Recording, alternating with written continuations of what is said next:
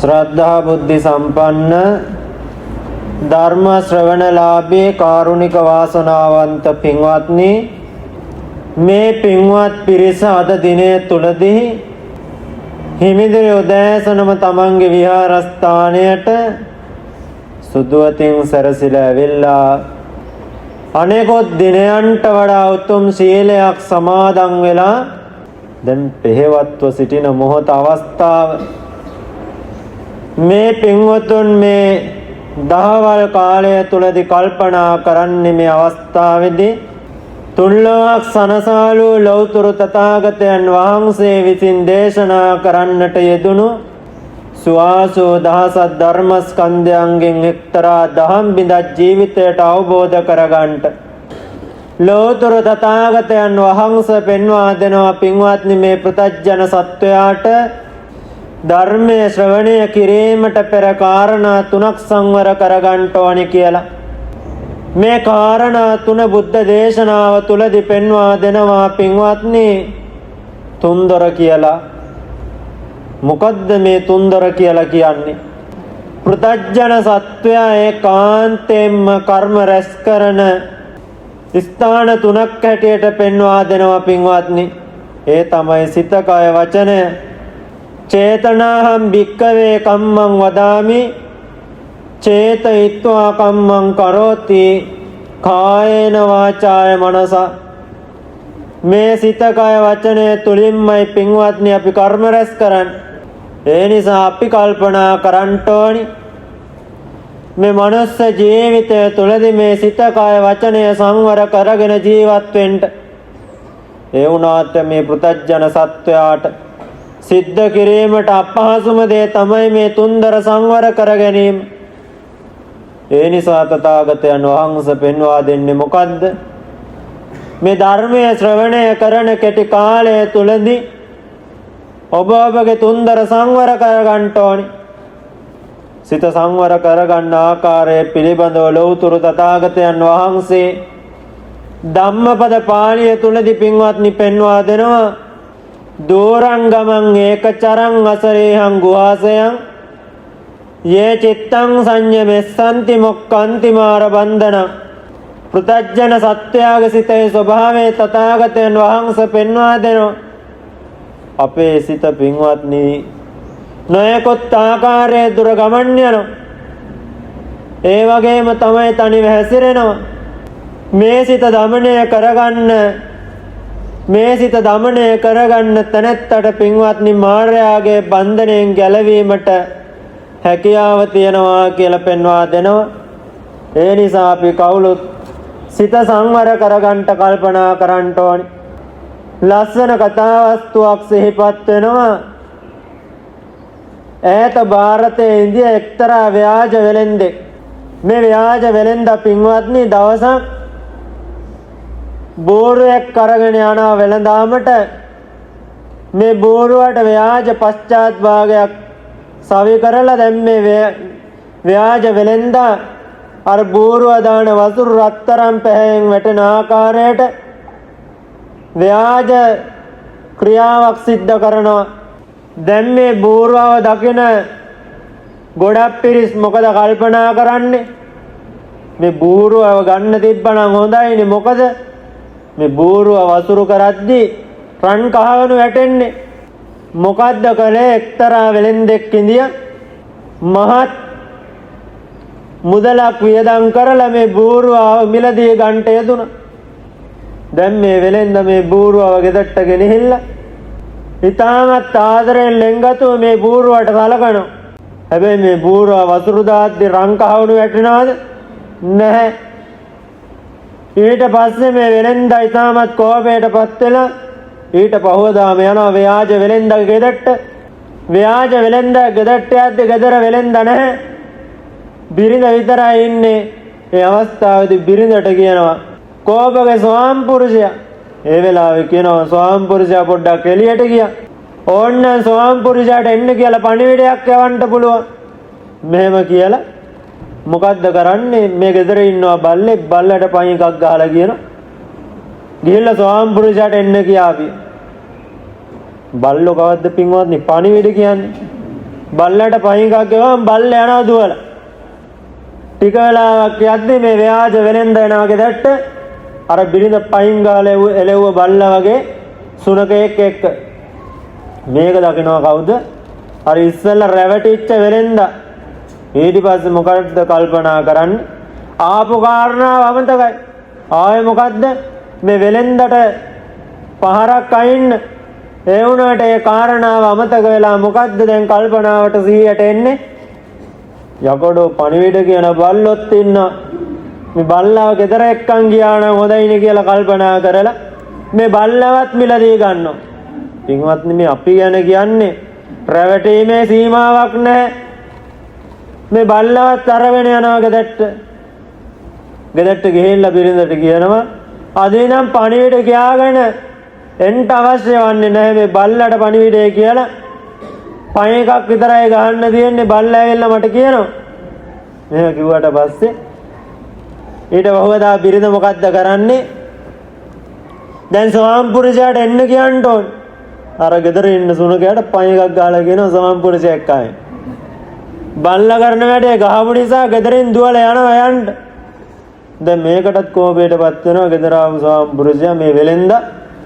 ඊට බහවදා ගමෙන් භාගයකට විතර මේක කියලා ගමේ පිරිසක් එක්කගෙන යනවා මේ ව්‍යාජ වෙලෙන්ද ගෙදරට. එදත් ව්‍යාජ වෙලෙන්ද ගෙදර නැහැ. බිරිඳ ඉන්නවා. බිරිඳගෙන් අහනවා කෝ ඔබගේ සෝම්පුරුෂයා? ඒ වෙලාව කියනවා පොඩ්ඩක් එළියට ගියා දැන් එයි. මෙහෙම කියනවත් එක්කම දකිනවා මේ ව්‍යාජ වෙලෙන්ද ගෙදරට එනවා. මේ ව්‍යාජ වෙලෙන්ද තමන්ගේ ව්‍යාජ කමෙන්ම මොකද්ද කරන්නේ? බිරිඳගෙන් අහනවා මේ ඇවිල්ලා ඉන්න පිරිසට තේ ඇල්ලුවේ නැද්ද? සංග්‍රහ කළේ නැද්ද? මෙහෙම කියලා පොඩ්ඩක් බිරිඳත් එක්ක තට්ටු මට්ටු වෙනවා. අද වර්තමාන සමාජයේ ගොඩක් අම්මලා තාත්තලා වර්තමානයේ ගොඩක් දඹර ඇති කරගන්නවනේ ගෙවල් වල. මේ දෙන්න ව්‍යාජකමට මේක සිද්ධ කරා.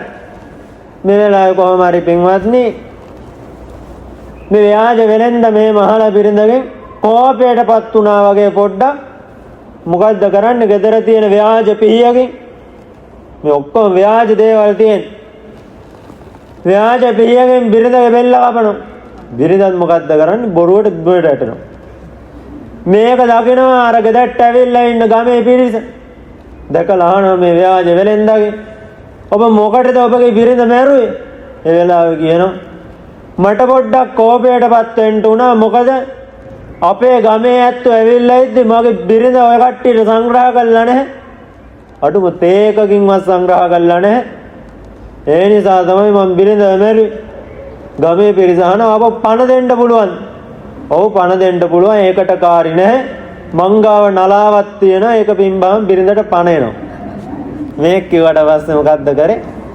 ටික වෙලාවක් ගියාට පස්සේ දැන් ගමේ උදවිය ඉද්දි පිරිස ඉද්දි මේ ව්‍යාජ වෙලෙන්ද දැන් අර නලාවත් අරගෙන පිමිනෝ. බිරිඳත් ඉතින් නැගිටිනවා. දැන් මේ ගමේ ඔක්කොටම අමතක වුණා මොකද්ද? ආපු කාර්යය.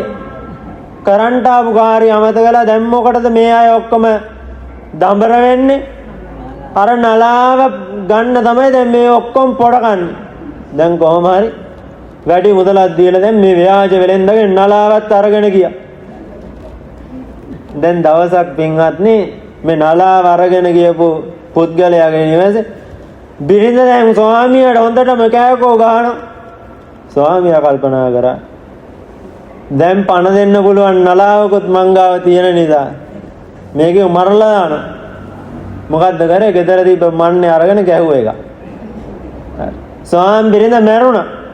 ඊට පස්සේ දැම්ම පණ දෙන්න හොඳ නැහැ. කණක් ඇහෙන්නේ නැති නිසා ටික වෙලාවකින්ම නලාව පිමිනවා. මෙහෙම කියලා පින්වත්නි දැන් නලාව පිමින්න පටන් ගන්නවා. දැන් මෙහෙම නලාව පිමින්දි කොහොම හරි පණ එන්නේ මැරිච්ච මිනිහකට පණ දෙන්න පුළුවන් ඈ. පණ එන්නේ නැහැ. ඊට පහුවදා මේ ගමේ සියලු දෙනාත් එක්කම යනවා මේ ව්‍යාජ වෙලෙන්දව අල්ලගන්න. ගියාට පස්සේ මේ ව්‍යාජ වෙලෙන්ද නිවසේ ඉන්නවා. ගමේ අයත් එක්ක මොකද කරේ? ව්‍යාජ වෙලෙන්දව දාගත්ත පොහොර ගෝණියකට. අරගෙන ගියා දැන් මූණට විසික් කරන්න කියලා. මෙහෙම අරන් යද්දී අතරමඟ මහා උක්තියක් තියෙනවා. මේ අය ඔක්කොටම මහන්සි විඩාව. මොකද කරන්නේ? මේ පොහොර ගෝණිය ගහට හේතු කරලා මේ අය පොඩ්ඩක් නවාතැන් ගන්නවා. මෙතන ඉන්න පිරිස් වලට විඩාව නිසා නිින්ද යනවා. මේ අසලින් ගමන් කරන පින්වත්නි හරක් 3400ක් එක්ක එක්තරා වෙලෙන්දේ. මේ වෙලෙන්ද මොකද කරන්නේ? මෙතන ගොඩක් පිරිස් නිදි. ගාට හේතු කරලා පොහොර ගෝණියක් තියෙනවා. මොනවද තියෙන්නේ කියලා බලන්න පොහොර ගෝණියේ කට ඇරලා බලනවා. මේ වෙලාවේ පින්වත්නි මේක ඇතුළේ ඉන්නේ අර ව්‍යාජ වෙලෙන්ද. ව්‍යාජ වෙලෙන්ද තමන්ගේ ව්‍යාජ නුවණින් කල්පනා කරනවා මොකද්ද? කියනවා මේ වෙලෙන්දට දැන් මේ මට මේ ගමේ අය ඔක්කොම එකතු වෙලා හොඳ පවුලකින් කසාදයක් සිද්ධ කරන්න යන්නේ. මං කැමති නෑ යොගත් පවුල් වලින් කසාද කරගන්න. ඔබට කැමති නම් මේ පොහොර ගෝණිය ඇතුළට ඇවිල්ලා මං ඔබ මේ පොහොර ගෝණිය ඇතුළට දාලා වහන්න. ඔබට පුළුවන් වුණා හොඳ උගත් පවුලකින් කසාද කරගන්න. මේ මිනිස්සු රැවටෙන තරමක් කල්පනා කරලා බලන්න පින්වත්. මේ පෘථජන සත්‍යයේ ස්වභාවය. ඊට පස්සේ මේ ගෝපාලත් මේ වෙලෙන්දත් කල්පනා කළා. ඔන්න ඕක තමයි කාර්යය. මටත් කවදා හරි කලදසාව හරියනවා නම් ඒක තමයි හොඳ. හරක් 3-4 අතැල්ලා පැන්න ගෝණිය ඇතුළට. දැන් මේ පුද්ගලයා මොකද කරේ? ව්‍යාජ වෙලෙන්ද ගෝණියේ කට වහලා ව්‍යාජ වෙලෙන්ද හරක් 3-400ත් එක ගමට ගියාප. ඊට පස්සේ දැන් මේ ගමේ පිරිස මොකද කරේ? අර ගෝණිය අරන් ගෙ මුහුදට විසික් කළා. දැන් ඔන්න ගමට එනවා. ගමට එද්දි පින්වත්නි මේ ව්‍යාජ වෙලෙන්ද හරක් 3-400ක් එක්ක ගමේ දැන් සැලේ තරනවා. මේක දැක්ක මේ ගමේ පිරිස දැකලා ඇහුවා මේ ව්‍යාජ වෙලෙන්දගෙන් දැන් ඔබ අපි මුහුදට විසික් කළා. ඔබ කොහොමද මේ හරක් 3-400ක් එක්ක ඉන්නේ? ඒ වෙලාවෙත් මේ ව්‍යාජ වෙලෙන්ද ව්‍යාජ නුවණින් කල්පනා කළා. මේ ගමේ පිරිසට කියනවා ඔබලා මාව එක්කන් ගිහිල්ලා මුහුදට විසික්කා. ඒ වෙලාවේ මහේකාන්තාව මම මහේකාන්තාවගේ ඇඟේ එල්ලුණා. මහේකාන්තාව මාව වඩාගත්තා. මම මහේකාන්තාවගෙන් එක දෙයක් කිව්වා හරක් 3-400ක් දෙන්න මට ජීවත් වෙන්න. මහේකාන්තාව තමයි මට මේ හරක් 3-400ක් එක්ක මාව ගොඩින් තිබ්බේ. බලන්න මිනිස්සු රැවටෙන තරම ගමේ පිරිස ඔක්කොම කියනවා මේ ව්‍යාජ වෙලෙන්දට අපිටත් බැරිද හරක් 3-400ක් ගන්න. දැන් ව්‍යාජ වෙලෙන්දත් ඉතාමත් කෝපයෙන් ඉන්නේ. මොකද මුම්මා මුහුදට විසික් කරන්න එක්කන් ගියා. ඉඳපල්ලා උඹලට දෙන්නම් පාර කියලා ගමේ ඔක්කොටම කිව්වා ඔබලට පුළුවන් හරක් 3-400ක් එක්ක ජීවත් වෙන්න. ඔක්කොම පොහොර ගෝණි වලට වැස්සුවා. ව්‍යාජ වෙලෙන්ද මොකද කරේ? එක එක්කෙනා අරන් ගියා මුහුදට දැම්මා. ඉතින් පින්වත්නි බලන්න මේ පෘථජන සත්‍යයේ සිත නිසා අපේ සිත නිසා අපි මොන තරම්නම් රැවටීම් වලට අහු වෙනවද කියලා. අපි මේ වර්තමාන ජීවිතයේදී එකිනෙකාගේ කීමට අනුව මේ ජීවිතය අසරණ වෙච්ච තැන් බොහොමයි. ඒ වුණාට මේ සිත සංවර කරගත්තේ නැති වුණාම අපි ඉදිරියටත් මේ වගේ එකිනෙකාගේ කීමට අනුව පින්වත්නි අසරණ වෙන්න පුළුවන්. ඒ නිසා ඔබ කල්පනා කරන්න ඕනේ. ලැබුව අලුත් වසර 2026 අලුත් ආරම්භයක් ගන්න පුළුවන්.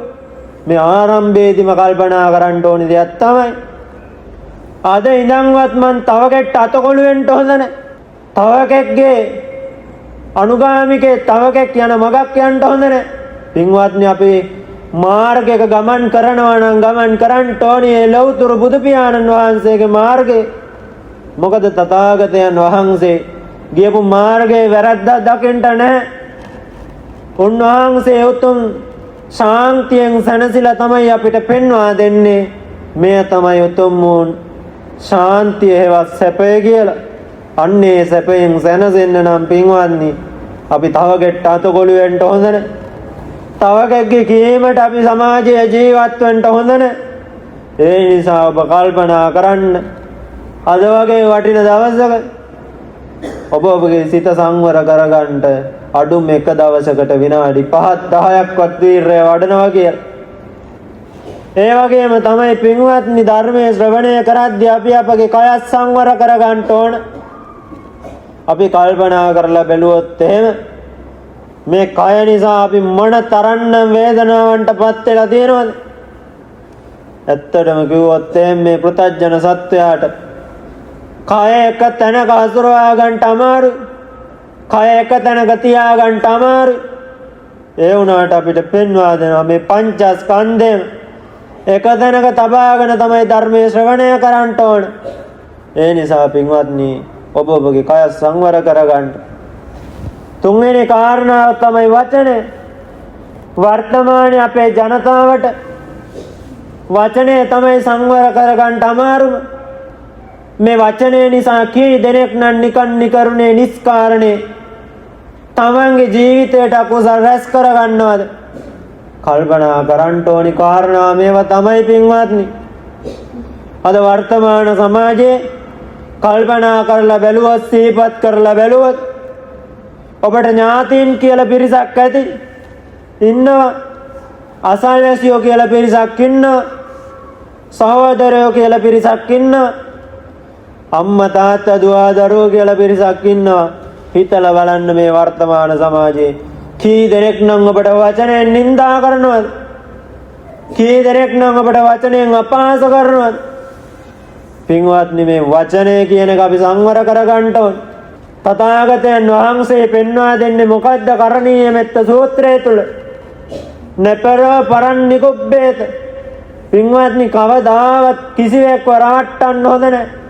අපි කල්පනා කරොත් එහෙම ස්වාමි පුරුෂයා බිරිඳ ස්වාමි පුරුෂයා ගුරුවරයා ශිෂ්‍යයා ගුරුවරුන් දේශපාලඥයන් ජනතාව දේශපාලඥයන් හාමුදුරුවෝ ගිහියෝ හාමුදුරුවන් ඒ වගේම තමයි මුදලාලි පාරිභෝගිකයා මුදලාලි මේ ආකාරයේ සමාජයේ මොන තරහ තිරමකවත් කිසිවෙත් තවකෙක්ව රවට්ටන්න නම් හොඳ නැහැ.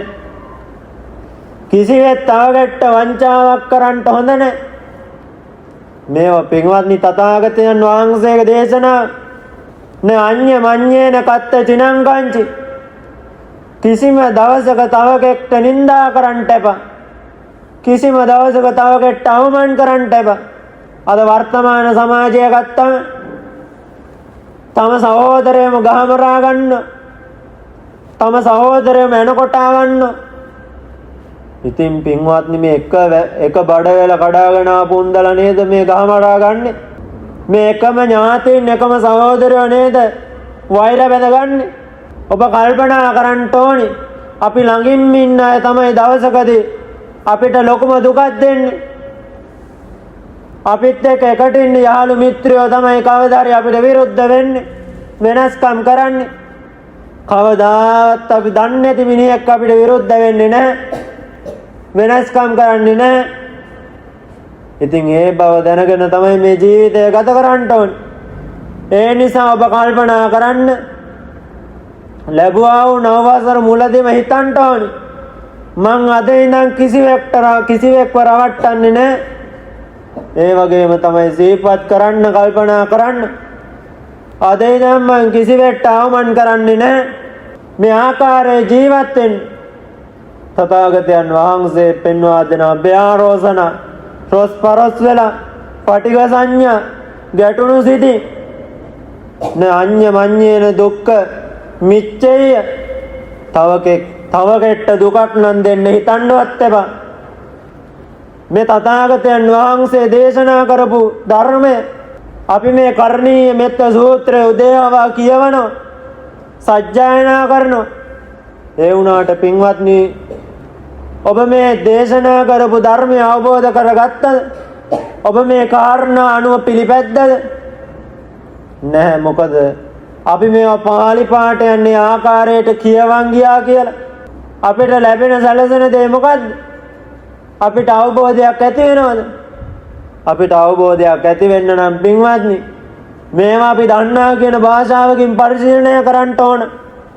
ඉතින් තථාගතයන් වහන්සේ පෙන්වා දෙනවා වගේ අපි මේ නව වර්ෂයක ආරම්භයේදී මේ හිතන්න ඕන අපි කවදාවත් තව කෙනෙක් එක්ක වෛර බැඳගන්නේ නැහැ. කවදාවත් තවකට ද්වේෂ කරන්නේ නැහැ. වෛර බැඳගත්තා කියලා පින්වත්නි අපිට ලැබෙන දෙයක් තියෙනවා. තවකට ද්වේෂ කරා කියලා අපිට ලැබෙන දෙයක් තියෙනවා. අපි අපේ ඥාතිවරයෙක්ට, හිතවතෙක්ට, මිත්‍රයෙක්ට කවරෙකුට හෝ ඊර්ෂ්‍යා කළා කියලා අපිට ලැබෙන දෙයක් තියෙනවා. මේ ආකාරය අපි මොන ලබා ගන්න බලාපොරොත්තු වෙනද පින්වත්නි? තවක කියලට යද්දී අකුල් හෙලන්නේ. ඒ නිසා අද ඉඳන් කල්පනා කරන්න ඕනි. තවක දියුණු වෙනවා නම් සතුරෙක් වුණත් කමක් නැහැ පින්වත්නි. සාදු යහපතයි කියලා හොඳයි කියලා අනුමෝදන් වෙන්න. ඒක බෞද්ධයෙක් ඇටියට පුරුදු කරගන්න ඕනි. ඒ වගේම තමයි පින්වත්නි කාත් එක්කවත් ගැටීම් තියාගන්න හොඳ නැහැ මේ සමාජයේ ජීවත් වෙද්දී. මේ ආකාරයට ජීවත් වෙන්න ඕනි. ඒ වගේම තමයි ඔබ කල්පනා කරන්න ඕනි. මේ සමාජයේ ජීවත් වෙද්දී තවකෙක්ගේ හිත රිදෙනවා නම් පින්වත්නි එවැනි වචනවත් නොකිය ඉන්න අපි කල්පනා කරන්න ඕනි. මේ වචනේ නිසා සමාජයේ බොහෝ දෙනෙක් නිස්කාරණේ පින්වත්නි අකුසල රැස් කරන්නේ. තථාගතයන් වහන්සේ පෙන්වා දෙනවා. උන්වහන්සේ පහළ වෙන්න පෙර ශාස්ත්‍රවරු 6 දෙනෙක් ඉඳලා මේ විශ්ව ලෝකයේ තුල. මේ ශාස්ත්‍රවරු 6 දෙනා තමයි එතකොට සමාජයේ ඉඳපු ජනතාව සුගතියට ගමන් කරන්න ධර්ම දේශනා කරේ බණ කිව්වේ. මේ ශාස්ත්‍රවරු 6 දෙනා යම් කිසි ඵලයකටපත් වෙලා නැහැ. හැබැයි මේ ශාස්ත්‍රවරු 6 දෙනාම ප්‍රතිපත්තියක් අනුගමනය කළා. මොකද්ද? අකුසලයන්ගෙන් වැළකී ඉඳලා නිරන්තරයෙන් පින් දහම් කුසල් දහම් සිද්ධ කරා. ඒ විතරක් නෙමෙයි සමාජයේ ජීවත් වෙන අනෙකටත් පුරුදු පුහුණු කළා. අකුසල් රැස් කරන්න එපා. කුසල් සිද්ධ කරන්න කියලා. ඉතින් ඒ නිසා ඒ ශාස්ත්‍රවරු 6 දෙනාගෙන් බණ අහපු අය දුගතිගාමී නොවි සුගතිගාමී වුණා. බණ නහසපු අය මොකද දුගතිගාමී වුණා. තථාගතයන් වහන්සේ මෙහින් පෙන්වා දෙන්නේ මොකද්ද? ඒ කිසිදු ඵලයකටපත් වෙච්ච නැති ශාස්ත්‍රවරු 6 දෙනාට ඒ කාලවකවානු තුල බැනපු නින්දා කරපු ගරාපු අය නැතුව නෙමෙයි. ඒ අය ඉන්දියා ශාස්ත්‍රවරුන්ගෙන් ධර්මය අහන්න නැතුව ශාස්ත්‍රවරුන්ට නින්දා කරපු අය ඉන්දියා. ඒ අය කොහෙද උත්පත්ති ලැබුවේ? දුගතිය අපායි කියලා පෙන්වා දෙනවා. අද මෙතන ධර්මයේ ශ්‍රවණය කරන්ට සීල් ගන්නදී අපේ උපාසක අම්මලා අපේ උපාසක ඇත්තෝ සමහර විට අම්මා තාත්තගෙන් සමහර විට දරුවන්ගෙන් සමහර විට ඥාතීන්ගෙන් කී දෙනෙක්ගෙන් නම් බැනුම් ආලෙන්නේ නැද්ද? කී දෙනෙක් නම් නොයෙකුත් දේවල් කියන්නේ නැද්ද? එමෙදර උදෑසනම ගෙදරට වෙලා වැඩක් කරගන්න නැතුව අම්මා කොහෙද යන්නේ? ධර්මයේ ශ්‍රවණය කරා කියලා ලැබෙන දෙයක් තියෙනවද? මේ ආකාරයට කී දෙනෙක් නම් ඔබට නිඳා කරන්නට ඇතිද? කී දෙනෙක් නම් ඔබ මේ ධර්ම මාර්ගයට අකුල් හෙලන්නට ඇතිද? අපි කල්පනා කරන්න ඕනි පින්වත්නි. කිසිම දවසක තවකෙක් මෙවැනි පින්කමක් සිද්ධ කරනවා නම් වචනකින්වත් අපහාස කරන්න හොඳ නැහැ. මොකටද අපි තවකෙක් නිසා මේ සමාජයේ මේ කෙටි මනුස්ස ජීවිතේ අකුසල රැස් කරගන්නේ? කල්පනා කරලා බැලුවොත් එහෙම තථාගතයන් වහන්සේ පෙන්වා දීලා තියෙනවා දුර්ලභංච manussත්තම් බුද්ධපාදෝච දුර්ලභ දුර්ලභාකන සම්පatti සද්ධම්මෝ පරම දුර්ලභ. මිනිස්සෙක් වෙනවා කියන්නේම පින්වත්නි දුර්ලභ කාරණාව. මිනිස්සෙක් වුණාට වැඩක් නැහැ. අංග විකල නම් උම්මත්තක නම් මන්ද බුද්ධික නම් අංග සම්පූර්ණව මනුස්ස ජීවිතයක් ලබනවා කියන එක දුර්ලභයි. අංග සම්පූර්ණ මිනිසෙක් වුණත් වැඩක් නැහැ. තථාගතයන් වහන්සේගේ ධර්ම පවතින්නේ නැති කාලයක මිනිසෙක් වුණොත් හෘද සාක්ෂියට අනුව කල්පනා කරන්න හිතන්න අපි මොන තරම්නම් වාසනාවන්තද? මොන තරම්නම් වාග්යවන්තද? මේ ආකාරයේ අංග සම්පූර්ණව මනුස්ස ජීවිතයක් ලබලා ඔබ මම ලෞතර බුදු දහම වැළඳගත් පිරිසක් හැටියට නේද මේ ජීවත් වෙන්නේ?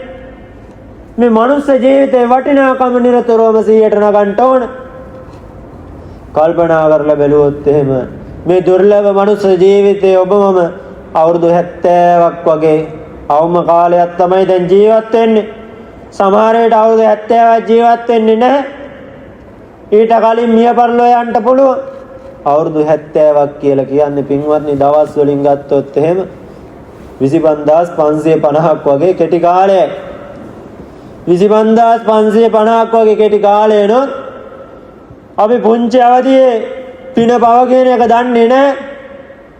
අපිට කිසිම දෙයක් තේරෙන්නේ නැහැ.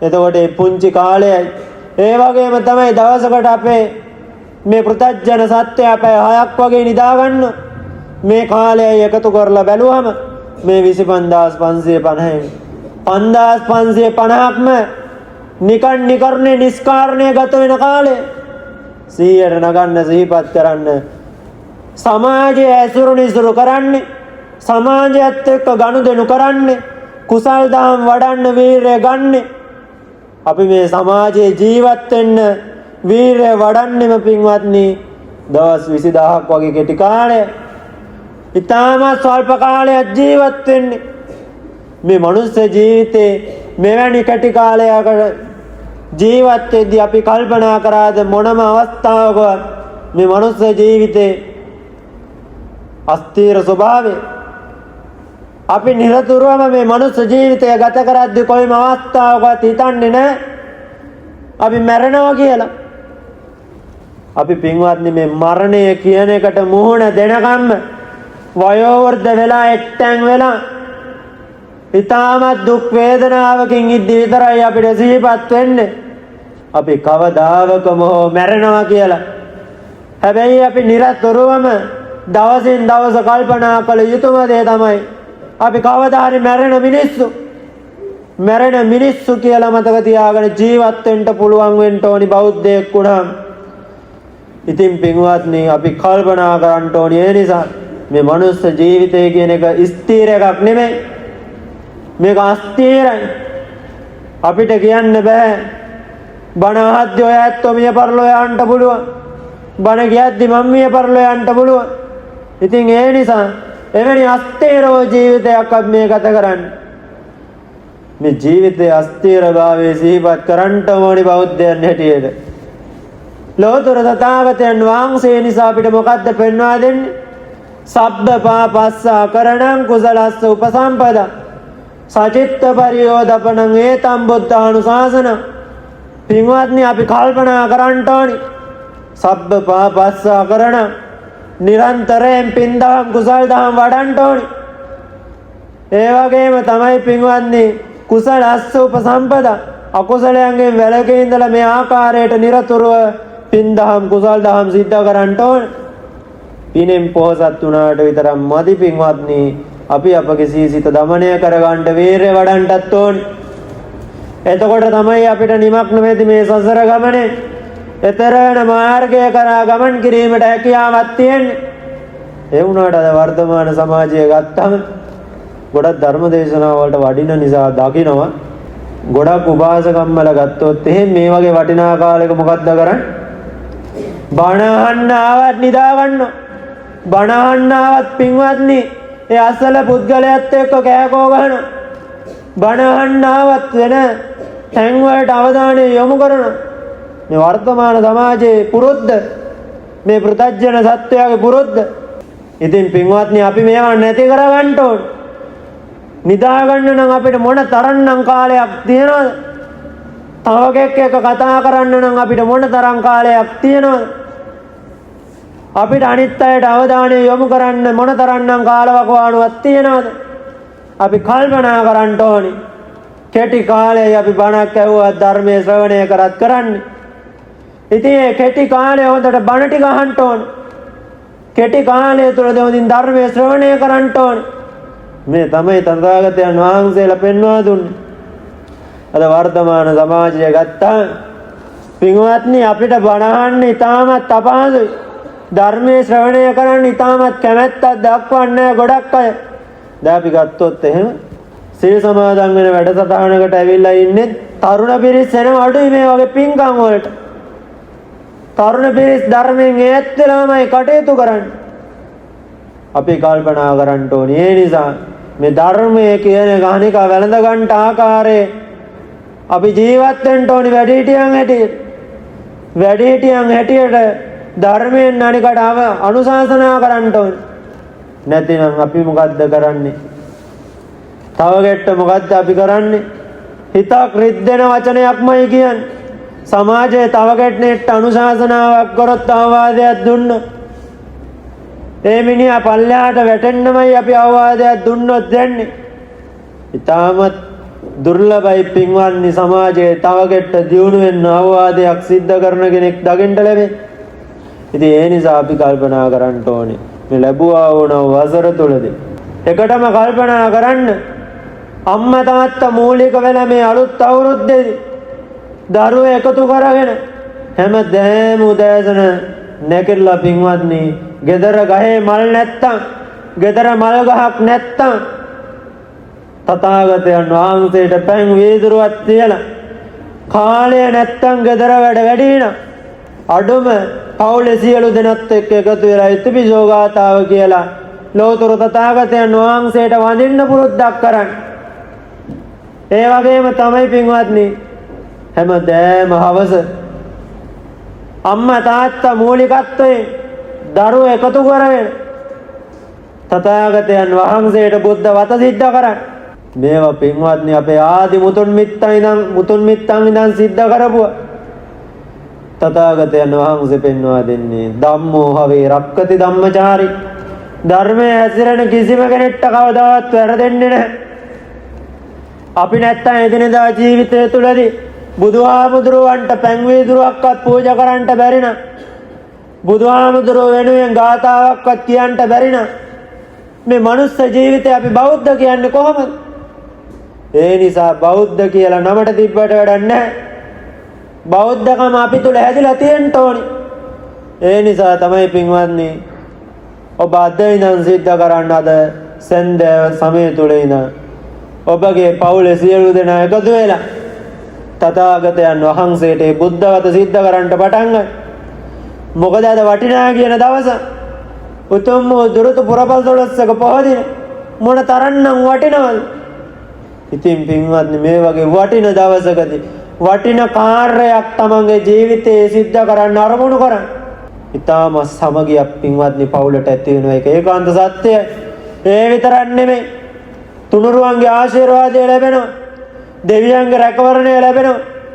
ඉතින් ඒ නිසා මේ ආකාරයට අපි ජීවත් වෙද්දී සිද්ධ කරන්න ඕනේ. නැත්නම් අපි එදිනෙදා ජීවිතේ මොකද්ද සිද්ධ කරන්නේ? අපි එදිනෙදා ජීවිතේ නැගිට වෙලේ ඉඳන් තමන්ගේ දිනචර්යාව ඒ විදිහටම ගත කරනවා, නිමා කරනවා, නිින්දට යනවා. ඒ වගේම තමයි ඊට පහුව දැනගෙනවා අර කාර්යයමනේ අපි එදිනෙදා ජීවිතය තුළදී සිද්ධ කරන්නේ. මොකද්ද මේ කාර්යයෙන් අපිට සසරට ලැබෙන දේ? අපේ පරලෝක ජීවිතයට ලැබෙන දෙයක් තියෙනවා. එදිනෙදා ජීවිතය තුළදී රැකී ආරක්ෂා වෙලෙනදාම් සිද්ධ කරන්න ඕන. නැතිනම් සමාජයේ ජීවත් වෙන්නවත් බෑ. මේවා සිද්ධ කරනවා වගේම පින්වත්නි ඔබ කෙටි කාලයක් ලෝතුරු තථාගතයන් වහන්සේ සරණ යන්න. තථාගතයන් වහන්සේ දේශනා කළ වූ ධර්ම රත්නයේ සරණ යන්න. තථාගතයන් වහන්සේගේ ශ්‍රාවක මහා සංඝ රත්නයේ සරණ යන්න. තථාගතයන් වහන්සේ පෙන්වා දුන්නේ නත්ති මේ සරණං අඤ්ඤං බුද්ධෝ මේ සරණං වරං නත්ති මේ සරණං අඤ්ඤං ධම්මෝ මේ සරණං වරං නත්ති මේ සරණං අඤ්ඤං සංඝෝ මේ සරණං වරං. අපිට බුද්ධ ධම්ම සංඝ යන ත්‍රිවිධ රත්නය හැර අන් සරණක් නෑ, පිහිටක් නෑ. ඒ අනුව පින්වත්නි ඔබ ජීවිතය ගත කරන්න පුරුදු වෙන්න ඕනේ. එතකොට තමයි පින්වත්නි ඔබේ ජීවිතයට වටිනාකමක් උදා වෙන්නේ. දැන් අපි කල්පනා කරලා බැලුවොත් එහෙම මේ මනුස්ස ජීවිතේ පුරාවට ඔබ සතුටක් කියන එකක්වත් විඳලා තියෙන්නේ. මෙතන කවුරු හරි ධර්මයේ ශ්‍රවණය කරන්නට ආපු අපේ පින්වත් උපාසක අම්මා කෙනෙක් සතුටක් කියන එකක්වත් විඳලා තියෙද මේ මනුස්ස ජීවිතේ? ඔව් සතුටක් කියන එකක්වත් විඳලා තියෙනවා ඇති. ඒ වුණාට ඔබ පොඩ්ඩක් ඔබේ ජීවිතේ ආපස්සට හැරිලා බලලා හිතන්න, කල්පනාවට නගන්න. ඔබ ඔය සතුට කියලා අත්විඳ එකේ ආත්පස දුක කියන එක ඔබ පිටුපස්සෙන් ආවද නැද්ද? ආවා. අපි කල්පනා කරලා බැලුවොත් එහෙම අපි හිතනවා අපි අම්මා තාත්තත් එක්ක ජීවත් වෙද්දී එතන සතුටක් තියෙනවා. අපි හිතනවා දරුවත් එක්ක ජීවිතය ගත කරද්දී එතන සතුටක් තියෙනවා. තමන් ආදරෙන් ඉන්න ස්වාමි පුරුෂයා ස්වාමි බිරිඳත් එක්ක ජීවත් වෙද්දී එතන සතුටක් තියෙනවා කියලා හිතනවා. ඒ විතර නෙවෙයි අපි හිතන දෙයක් තමයි යාන වාහන ඉඩකඩම් මිල මුදල් වත් පොහසත්කම තියෙද්දී අපි හිතනවා එතන අපිට සතුට කියන එක තියෙනවා. මෙතන සතුටක් කියන එකක් දකින්න නැහැ පින්වත්නි. තථාගතයන් වහන්සේ සතුට කියලා හැඳින්වුවේ මොකද්ද? උතුම් නිර්වාණ ශාන්තිය. ඒ වුණාට අපි මේ සතුට කියලා හොයන්නේ මොකද්ද?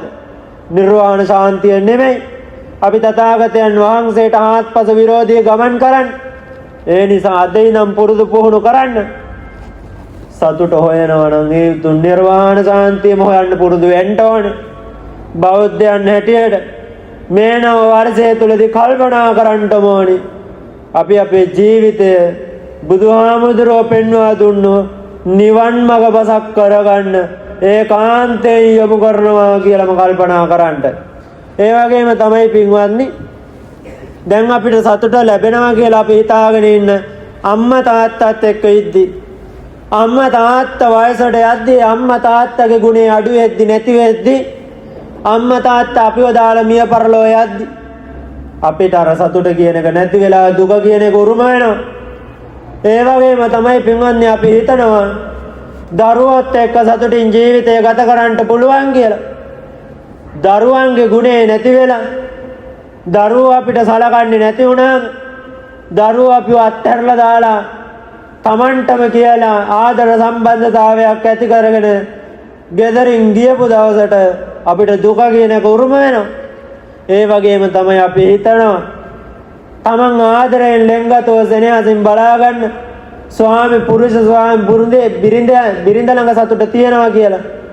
එතකොට පින්වත්නි ස්වාමි පුරුෂයා ස්වාමි බිරිඳ ගාව සතුට තියනවා කියලා හිතන අපි ඒ ස්වාමි පුරුෂයාගේ ස්වාමි බිරිඳගේ ආදරේ ලෙන්ගතුකම සෙනෙහස අඩු වෙද්දි කවදාකම ඔබ දාලා යද්දි ඔබට ඒකාන්තයෙන් දුක කියන එක උරුම වෙනවද නැද්ද? උරුම වෙනවමයි. ඒ වගේම තමයි අපි හිතනවා සමාජයේ ජීවත් වෙද්දී යාන වාහන ඉඩ කඩම් මිල මුදල් වත් පොහසත්කම තියෙද්දි අපි හිතන දේ තමයි අපිට සතුට කියන එක හොයාගන්න පුළුවන්. පින්වත්නි කවදාකම මේ වත්තරලා අපිට යන්න වෙනවා. කවදාකම මේවා නැති වෙනවා. එතකොට අපිට දුක කියන එකට දුක කියන එක අපිට ඒකාන්තයෙන් උරුම වෙනවද නැද්ද? උරුම වෙනවා. ඒ නිසා පින්වත්නි තථාගතයන් වහන්සේ පෙන්වා දුන්නේ මොකද්ද? අස්සකෝ ලෝකෝ සබ්බම් පහය ගමනීය. අපි මේ විශ්ව ලෝකයේ තුල අපිට කියලා රැස් කරගත්තු දේවල් තියෙනවා. නැතුව නෙමෙයි. අපි අපේ කියලා අල්ලගත්තු දේවල් තියෙනවා. නැතුව නෙමෙයි. ඒ වුණාට අපි කල්පනා කරන්න ඕනි ධර්මඥාණයෙන් මොකද්ද? කවදාකම අපි මේ වත්තරලා දාලා යනවා. එදාට පින්වත්නි අපි මේවට ආශාවක් ඇති කරගෙන තියෙන්න හොඳ නැහැ. මේ වත්තරලා දාලා සතුටින් යන්න පුළුවන් තත්ත්වයක අපි ජීවත් වෙන්න ඕනේ. කල්පනාවට නගන්න ලැබුවා වුණ අවසර තුළදී මම සිහිපත් කරනවා මම මේ කිසිම දෙයකට ඇල්මක් ඇතුව ජීවත් වෙන්නේ නැහැ. මේ සියල්ල අත්තරලමයි ජීවත් වෙන්නේ. අත්තරලා ජීවත් වෙන්න කියලා කියන්නේ මේවා නැති බැරි කෙනෙක්ට දෙන්න කියන එක නෙමෙයි. මේවා පන්සලට පූජා කරන්න කියන එක නෙමෙයි. අත්තරලා ජීවත් වෙන්න කියලා කියන්නේ පින්වත්නි අපි මේවා සිතින් අත්තරින්න ඕනේ. දැන් අපි කල්පනා කරොත් එහෙනම් බුද්ධ ශාසනයේ අග්‍ර උපාසිකාව කවුද? විශාකා මහෝපාසිකාව. විශාකා මහෝපාසිකාව තමයි මේ බුදු සසුනේ අග්‍ර උපාසිකාව. භාග්‍යවතුන් වහන්සේ බැහැදගෙන විශාකාව ගියේ කොහමද? කෝටි 8-9 ආභරණ පැලඳගෙන ගියේ. තථාගතයන් වහන්සේ දැක්ක පින්වත්නි විශාකාමව පැලඳගෙන ඉඳියට මේ කිසිම දෙයකට අල්ප මාත්‍රයකට ආශාවක් නැහැ. ඔබත් මේ ජීවිතය ගත කරන්න ඕනේ සතුටින්. ඒ වුණාට මේ සතුට කියන එක අල්පයි. අපි උතුම් වූ සතුට හොයනකම් මේ ජීවිතය සාර්ථකව මුහුණ දෙන්න ඕනේ. මේ ජීවිතය සාර්ථකව ගත කරන්න ඕනේ. ඒ වුණාට පින්වත්නි ඔබ කල්පනා කරන්න ඕනේ කවදාකම අපි මේව දාලා යනවා. අර විශාකාව කල්පනා කරගෙන ඉඳියා වගේ මේ සියල්ල සිතින් අත්හැරලම ජීවත් වෙන්න. ඔබට කවදාකම ඔබේ අම්මා තාත්තා නැති වෙනවා. ඔබේ දරුවෝ නැති වෙනවා. ඔබේ ඥාති පිරිස් නැති වෙනවා. ඉතින් මේ ආකාරයට සිහිපත් කරන්න ඕනේ. මේ හොඳම උදාහරණයක් අපිට ගන්න පුළුවන් මේ මෑතකදී සිදු වුණා. මේ ලංකාව පුරාවටම ලොකු වේසනයක්. පින්වත්නි තථාගතයන් වහන්සේගේ දේශනාව සත්‍ය කියලා අපිට හොඳට වැටහුණා පෙනුණා. මොකද තථාගතයන් වහන්සේ පෙන්වා දීලා තියෙන්නේ මොකද්ද? මේ සියල්ල අපිට කවදා හරි දාලා යන්න වෙනවා. තථාගතයන් වහන්සේ පෙන්වා දුන්නේ මොකද්ද? අත්තාය අත්තනෝනාතෝ කෝහිනාතෝ පරෝසිය. පින්වත්නි, අපිට ඉන්නේ අපි විතරයි. ඒ අනුව අපිට විශ්වාසයක් තියාගන්න පුළුවන් අපිව විතරයි. දැන් අපි කල්පනා කරොත් එහෙම මේ මෑතකදී දුන්න ලොකු වේසනේ නිසා වත් පොහසත්කම් අදාළ වුන්නේ නැහැ. කුලමල වේදකම් අදාළ වුන්නේ නැහැ. මේ කිසිවක් ස්වභාව ධර්මයට අදාළ වුන්නේ නැහැ පින්වත්නි. ස්වභාව ධර්ම විපාක දෙන්න ගත්තාම තරාතිරමක් නොබලාම පින්වත්නි විපාක දෙන්න පටන් ගත්තා. ඉතින් අපි මේවා ජීවිතයට ආදර්ශයට ගන්න ඕන. සිහිපත් කරොත් එහෙම මේ වර්තමාන මේ මෑතකදී යාන වාහන ඉඩකඩම් මිල මුදල් නැති වුනේ නැද්ද මිනිස්සුන්ට? නැති වුණා. අම්මා තාත්තා නැති වුනේ නැද්ද මිනිස්සුන්ට? නැති වුණා. තමන්ගේ දූ දරුවෝ නැති වුනේ නැද්ද මිනිස්සුන්ට? නැති වුණා. මේ මිනිස්සුන්ට දුක කියන එක ඇති වුනේ නැද්ද? ඇති වුණා. දුකෙන් තමයි ආ ජීවිතය ගත කරේ. ඉතින් පින්වත්නි, අය මොන තරම් සතුටින් ජීවිත ගත කරන්නේ නැද්ද? විශාල තාප්ප තිබ්බ නිවෙස් පවා පින්වත්නි එක පස් කඳු වලට යට වෙලා ගියා. ගම් පිටින් යට වුණා. ඉතින් ඒ නිසා පින්වත්නි අපි කල්පනා කරන්න ඕනි. ශරණයක් ඇති අපේ ජීවිතය වෙනස් වෙන්නේ. මේ ශරණයෙන් ශරණය අපේ ජීවිතය වෙනස් වීමෙන් තමයි පවතින්නේ. ඒ බව වටහා ගන්න ඕනි. මේ බව වටහාගෙන තමයි ජීවත් වෙන්න ඕනි. ඉතින් පින්වත්නි, අපි කවදාකම වචනයෙන් තව කෙනෙක්ගේ හිත පාරනවා නම් කල්පනා කරන්න ඕන. ඒ අපේ වචනේ නිසා අපිට ජීවිත කාලෙම දුක් විඳින්න වෙන්න පුළුවන්. දවසක් එනවා පින්වත්නි, මේ වේසනේ ඇති වෙච්ච කාලේ මහත්ය කෙනෙක් ගෙදරට එනවා. අද වර්තමාන සමාජයේ ගොඩක් තාත්තලා ගෙදර ඉදිරිය 10 විතර පහ වෙනවා. කොහොම හරි හොඳටම බීගෙන එනවා ගෙදරට. ඇවිල්ලා කොහොම හරි ගෙදර පොඩ්ඩක් හොඳට දඹර වෙලා අම්මටත් පොඩ්ඩක් සැර වෙලා දරුවන්ටත් කෑ ගහලා තමයි නිින්දට ගියේ. උදෑසනම තාත්තා නැගිටලා පින්වත්නි වැඩට යන්න හදනවා. දරුවා මූණවත් බැලුවේ නැහැ. තාත්තගේ මූණ බලලා දරුවා hina වුණේවත් නැහැ. තාත්තත් එක්ක තරහෙන් ක්‍රෝධයෙන් දරුවා ඉන්නේ. තාත්තට ඒ දේ තේරුණා. තාත්තා දුකෙන් ගෙදරින් එළියට බෑලා ගියා. වැඩට ගිහිල්ලා එද්දි පින්වත්නි දරුවට කියලා සෙල්ලම් බඩු ටිකක් අරගෙන ආව. දරුවා යාළු කර ගන්න ඕන නිසා තාත්තා ගෙදර එද්දි මොකද්ද දැක්කේ? මුළු ගමම පින්වත්නි එක පස් ගන්ධකට යට වෙලා ඉවරයි. එතන පින්වත්නි ඒ තාත්තගේ දරුවා පවා ඉන්න, ස්වාමි බිරිඳ පවා ඉන්න, පවුලම එක පස් ගන්ධකට යට වෙලා. ඒ තාත්තා කවදනම් සැනසෙන්නද? ඒ තාත්තට අවසානට සිතුවිල්ලක් ගන්න පුළුවන් මොකද්ද? අර රෑ බීගෙන ගිහිල්ලා ගෙදරට තමන්ගේ බිරිඳට සැර වෙච්ච එකයි, දරුවන්ට සැර වෙච්ච එකයි. ජීවිත කාලෙම දුක් විඳිනවා හිතේ. ඉතින් ඒ නිසා අපි කල්පනා කරන්න ඕනේ. වචනයක් කියන්න කලින් මේ කණේකට යහපතක් වේද අයහපතක් වේද කියලා හිතන්න. වචනකින්වත් කවදාවත් කිසිවෙක් හිතක් පාරන්න හොඳ නැහැ. ඒ වචනේ නැති පින්වත්නි අපි මිය දෙනකම්ම අපිට විපාක දෙන්න, අපිට දුකක් ලබලා දෙන්න. ඒ නිසා අපි කල්පනා කරන්න ඕනේ. අද වර්තමාන සමාජය ගත්තා දෝ දරුවනොත් අම්මා තාත්තට සලකන්නේ තාමත් පහත් ලෙස. තථාගතයන් වහන්සේ පෙන්වා දීලා තියෙන්නේ බුද්ධෝ වේ මාතා බුද්ධෝ වේ පිතා. ගෙදර බුදුන් අම්මා, ගෙදර බුදුන් තාත්තා කියලා. ඉතින් පින්වත්නි ඔබ ඔබගේ දරුවන්ට පුරුදු කරන්න කියලා මම මුලින්ම සඳහන් කරා. තථාගතයන් වහන්සේට වන්දනාමාන කරන්න. අද වර්තමානයේ දරුවෝ පාසල් යද්දී අම්මා තාත්තට වදින්නේ නැහැ. හැබැයි පුංචි කාලේ දරුවා පෙර පාසල් යද්දී අම්මාට තාත්තට වැඳලා යන්නේ. දරුවා උස්මහත් වෙද්දී කල්පනා කරන දෙයක් තමයි මගේ අම්මා තාත්තට වදිද්දී සමාජයෙන් මට ලැජ්ජාවටපත් වෙන්න වෙනවා. මේ ආකාරයේ වර්තමාන සමාජයේ දරුවෝ හිතන තරුණ දරුවෝ ඒ නිසා අම්මා තාත්තට සලකන්නේවත් නැහැ. අම්මා තාත්තට ගරහනවා, නිඳා කරනවා, අපහාස කරනවා. පින්වත්නි, දරුවන්ට පුරුදු පුහුණු කරන්න ඕනේ. හැමදේම උදේ හවා අම්මා තාත්තට වන්දනා නමස්කාර කරන්න. ඉතින් පින්වත්නි, මම එක්තරා දවසක පෙරපොය වැඩසටහනකට ගියා ඉස්කෝලේක. නිරතුරුවම පෙරපොය වැඩසටහන වලට පාසල් වලට යනවා. ගියාට පස්සේ පාසල් ළමයින්ගෙන් අහපු ප්‍රශ්නයක් තමයි මේ මනුස්ස ජීවිතේ හොඳයිද? නැතිනම් තිරිසන් ජීවිතේ හොඳයිද? නැත්නම් පෙරේත ජීවිතේ හොඳයිද? මෙහෙම වුණාට පස්සේ ගොඩක් දරුවෝ කිව්ව කතාවක් තමයි මොකක් වෙන්නේ නැද්ද ගොඩක් දරුවෝ කියන්නේ නැද්ද? අනේ හාමුදුරුවනේ, මේ මනුස්ස ජීවිතේ මේ කාලේ නම් අපිට එපා වෙලා තියෙන්නේ. මීට වඩා හොඳයි ඇත්තටම බල්ලෙක් කරි වුණාන. ඔය විදිහට තමයි වර්තමානයේ දරුවෝ කල්පනා කරන්නේ. ඇත්ත කියන්නේ. දරුවෝ හිතන දේවල් කියන්නේ. මොකද මේ දරුවාට මේ මනුස්ස ජීවිතේ කලව කිරලා තියෙන්නේ. ගොඩක් දරුවෝ කියන දෙයක් තමයි. උදේ ඉඳන් මේ හාමුදුරනේ පන්තිමයි ගිහිල්ලා එපා වෙලා තියෙන්නේ. ඒ වගේම තමයි උදේ ඉඳන් පොත්වල වැඩ කරලා එපා වෙලා තියෙන්නේ.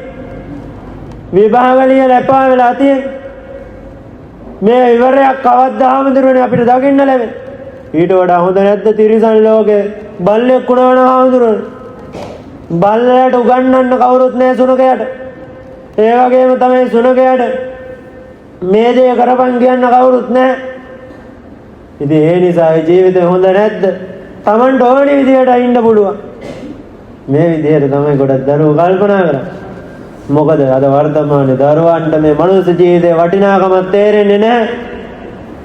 මේ මනුස්ස ජීවිතේ පුංචි කලකීමක් ඇති වෙච්ච ගමන් දරුවෝ කල්පනා කරන දෙයක් තමයි මීට වඩා හොඳයි මැරලා ගියා නම්.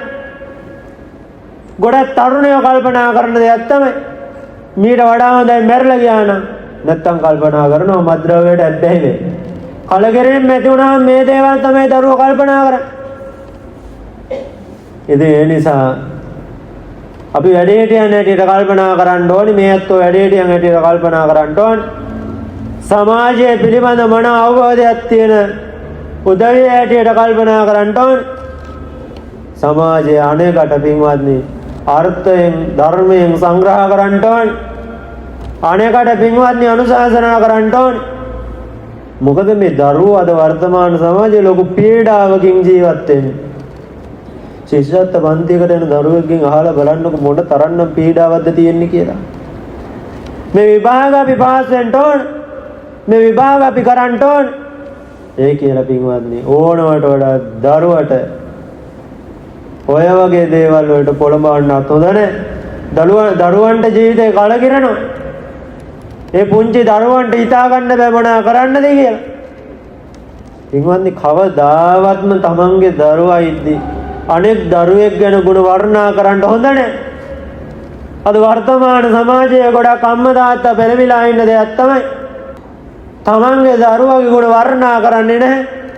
ඔය පිටින් කවුරු හරි දරුවෙක් ආවොත් එහෙම බලන්න මේ දරුවා කොච්චර හොඳද? මේ දරුවා කොච්චර හොඳට ඉගෙනගෙන තියෙද? අර කිසිම දෙයක් සිද්ධ කරපු නැති පිටින් ආපු දරුවා නෙමෙයිද ලොකු වෙන්නේ? තමන්ගේ ගෙදර දරුවාට වඩා. ඉතින් පින්වත්නි මේවා සමාජයේ අපි හදාගන්න ඕනි දේවල්. එදා ඉඳන් පුංචි කාලේ ඉඳන් අපිත් එක්ක දුක සැප බෙදාගත්තේ අපේ දරුවෝ. අපේ අම්මා තාත්තා. අද ගොඩක් තරුණ දරුවෝ සිද්ධ කරන දෙයක් තමයි කසාද බඳලා ගියාට පස්සේ නැන්දම්ම ලොකු වෙනවා අපේ අම්මලට වඩා.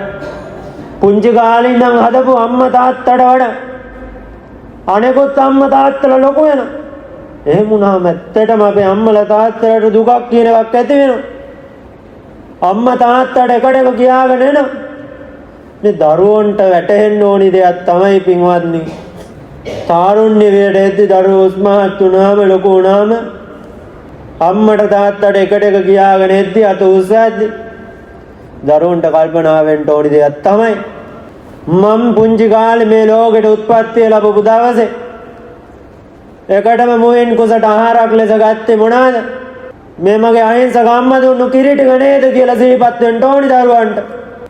ඒ වගේම තමයි දරුවන්ට සිහිපත් වෙන්න ඕනි තාත්තත් එක්ක එකටක ගියාගෙන යද්දි, තාත්තත් එක්ක ගහ ගන්න වගේ යද්දි, තාත්තට අත උස්සද්දි දරුවන්ට සිහිපත් වෙන්න ඕනි දෙයක් තමයි සමහර දවස්වල පුංචි කාලේ මං අවදි වෙන්න කලින් මගේ තාත්තා වැඩට ගිහිල්ලා, ඒ වගේම තමයි සමහර දවස්වල තාත්තා නිවසට එද්දි මං නිදි. තාත්තා විඳින දුක් වේදනාවේ අල්ප මාත්‍රයක් මම විඳලා තියෙද? මේවා දරුවෝ හිතන්න ඕනි දේවල්. අපි කල්පනා කරන්න ඕනි දේවල්. අපි සමාජයට ඉබේ පහත් වෙච්ච අය නෙමෙයි. අපේ අම්මා තාත්තා මොන තරම්නම් දුක් වේදනාවක් විඳින්නේ නැද්ද අපි මේ මට්ටමට අරන් එන්නේ? අපි කල්පනා කරන්න ඕනි දේවල් මේවා. ඉතින් ඒ නිසා පින්වත්නි තථාගතයන් වහන්සේ පෙන්වා දෙනවා අපි අපේ උරහිස් දෙකේ අම්මාවයි තාත්තවයි තියාගෙන අවුරුදු 100ක් කවල පොවලා ඒ අම්මාවයි තාත්තවයි පෝෂණය කරත් ඒ අම්මාගේ තාත්තගේ ණයපරින් නිදහස් වෙන්න නම් බෑ. අපි ඉතින් ඒ ආකාරයට සලකන්නේ නැහැනේ කොහොමද? අපි අද ජීවතුන් අතරින් අම්මටයි තාත්තටයි සලකන විදිහ මොකද්ද? සලකන ආකාරය මොකද්ද? 100ට නගන්න. ඒ මගේ අම්මා, ඒ මගේ තාත්තා පුංචි කාලේ අපිව බලාගත්තේ. පුංචි කාලේ අපිව ආරක්ෂා කරේ. සමාජයේ කිසිම කෙනෙක්ගේ වචනයක් නාවන තත්ත්වයට අපිව මේ තත්ත්වෙන් තිබ්බේ අපේ අම්මා තාත්තා. ඒ අම්මා තාත්තට සලකන එක ඔබේ යුතුයකම. ඒ අම්මා තාත්තට සලකන එක අපේ යුතුයකම. ඉතින් ඒ ආකාරයට දරුවන්ට සිහිපත් වෙන්න ඕනේ මේ වර්තමාන සමාජයේ ජීවත් වෙද්දී. අද සමාජයේ ජීවත් වෙන දරුවන්ට ওই දේ මතක් වෙන්නේ නැහැ. ලොකු වෙද්දී උස්මාත් වෙද්දී හයිය ශක්තිය ඇඟට එද්දී දරුවෝ කල්පනා කරනවා අම්මා තාත්තා මොනවද අපි වෙනුවෙන් කරේ? අම්මා තාත්තා මොනවද දන්නේ?